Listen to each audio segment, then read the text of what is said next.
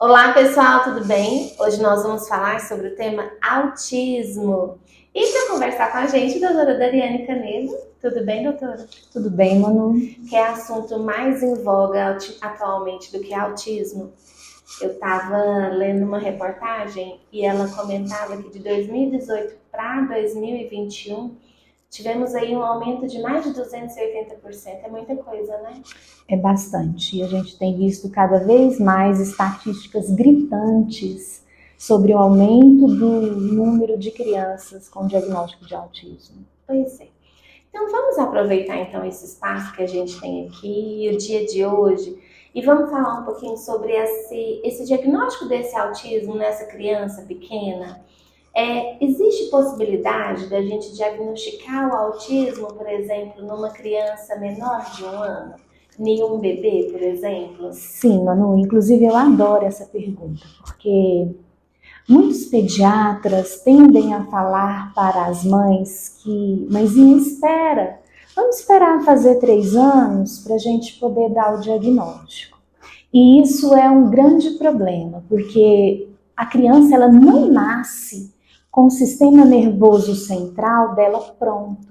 Ele vai amadurecendo, né? E se você espera a criança ter 3 anos, muita coisa que dava para ser feita, a gente perdeu. Então, o ideal é a gente fazer o diagnóstico o mais rápido possível, ou pelo menos desconfiar do diagnóstico. Como é que funciona isso?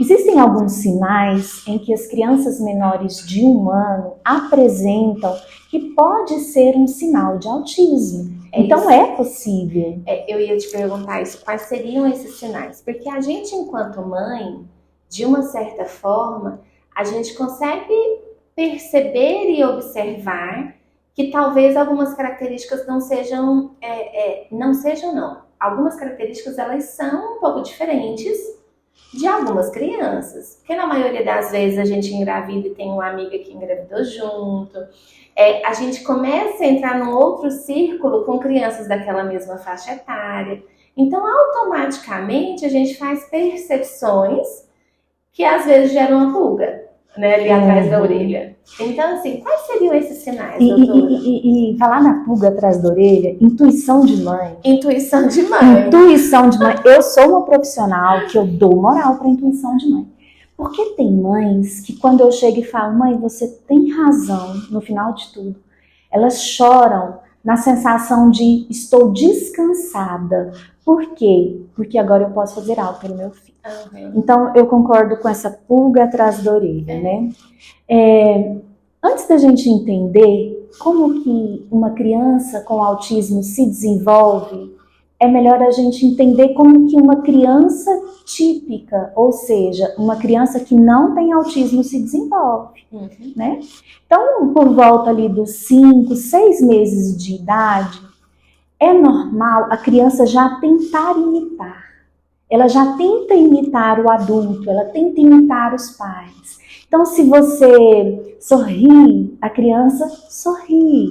Se você fecha um olhinho, ela tenta fechar um olhinho. Se você dá 2 piscadinhas, ela tenta dar essas 2 piscadinhas, ela vai, né? fazendo espelhamento. E exatamente esse espelhamento é muito importante para o aprendizado da criança no desenvolvimento infantil normal.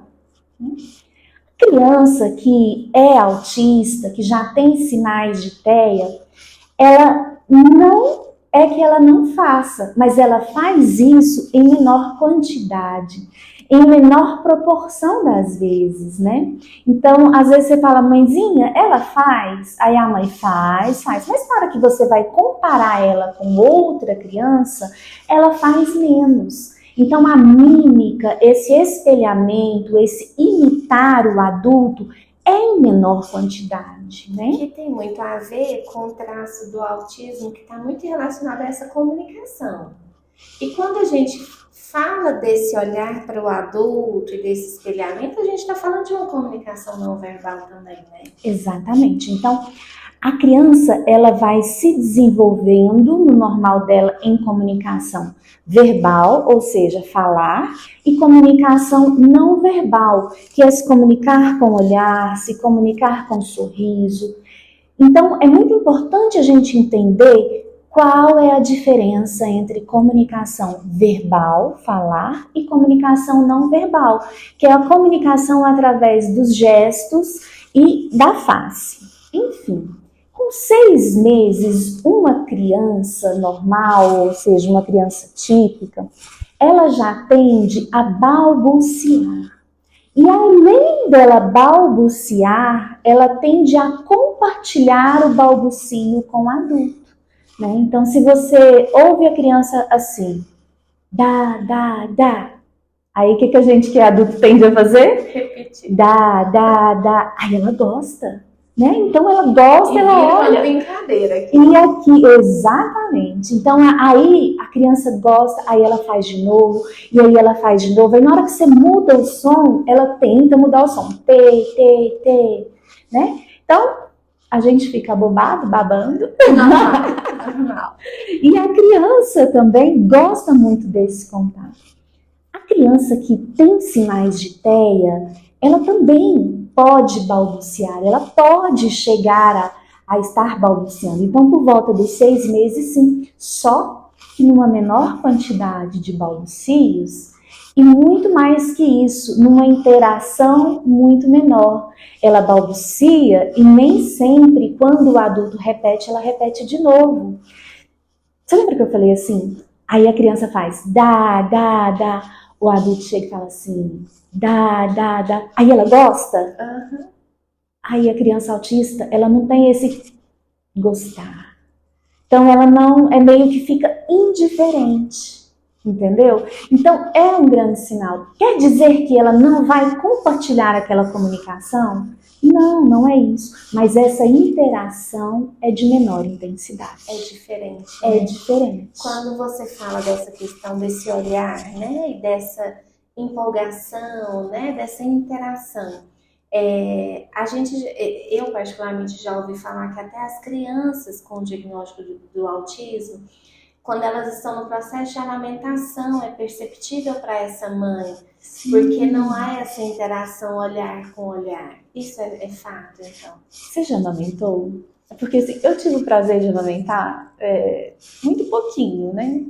Mas eu precisava amamentar para aumentar meu vínculo. Porque, para quem não sabe, a Maria Tereza não saiu da minha barriga.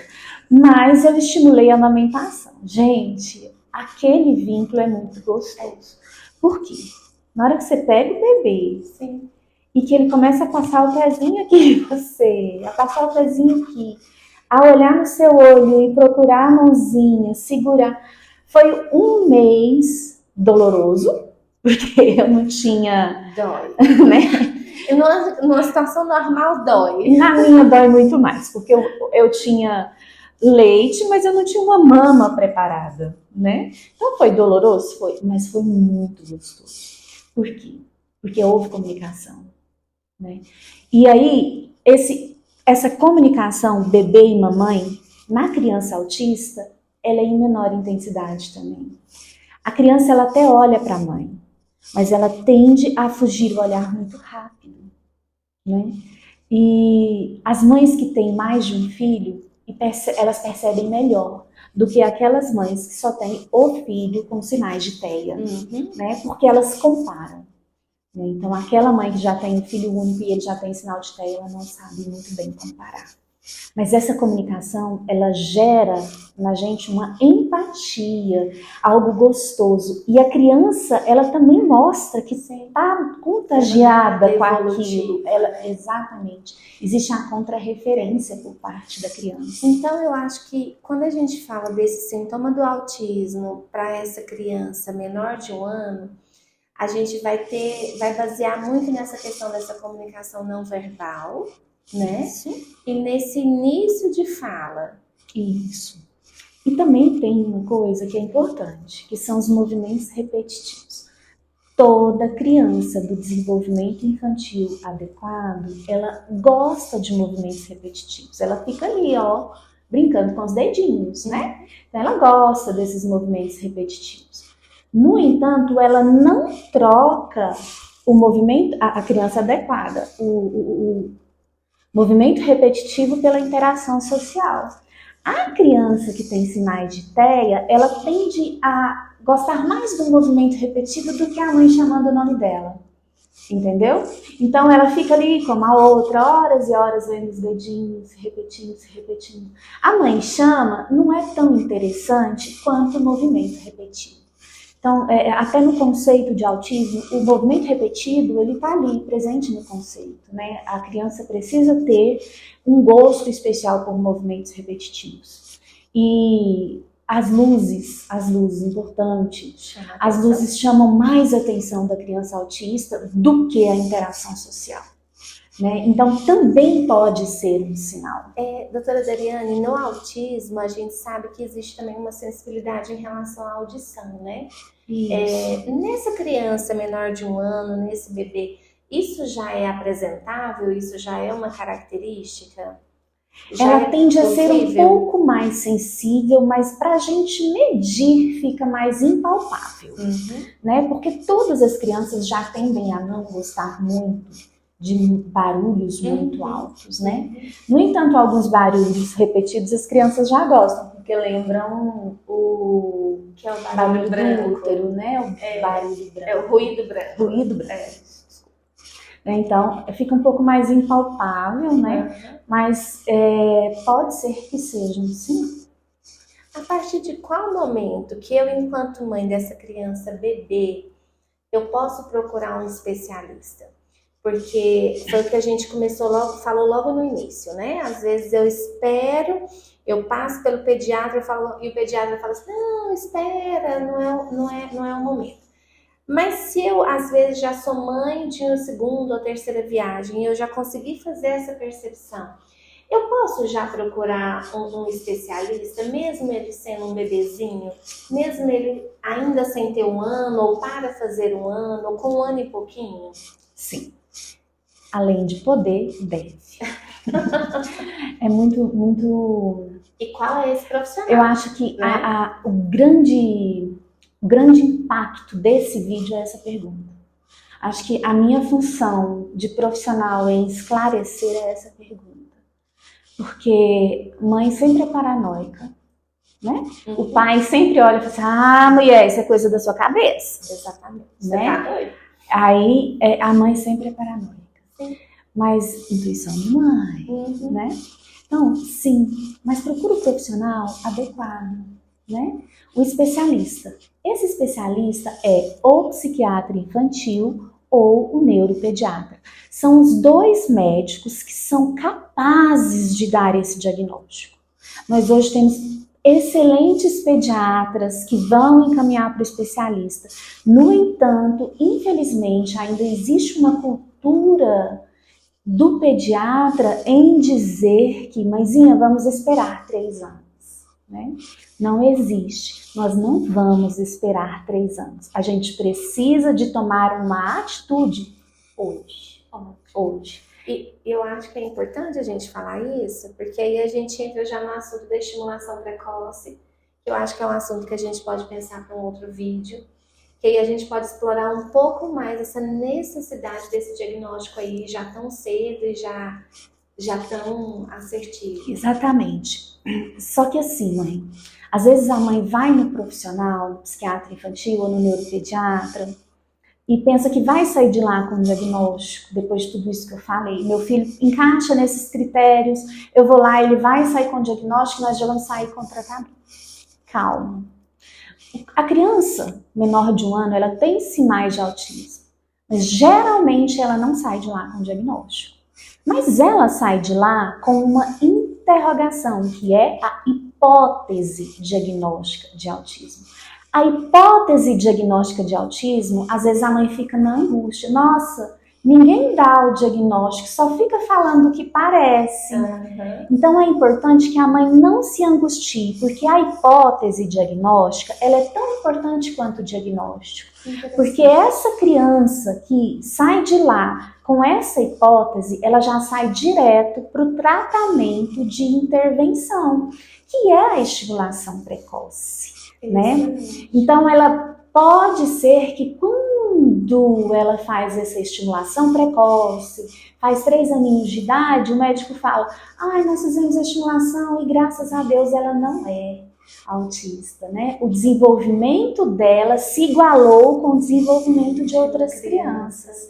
Então, não é para ter angústia com a ausência do diagnóstico, sendo que o seu filho tenha sinais e sintomas. É para ter angústia com o esperar, porque não tem essa de esperar para ir para a estimulação. Não tem. Seu filho já tem que começar com a fono, terapeuta ocupacional, psicólogo, fisioterapeuta, o mais rápido possível. Excelente.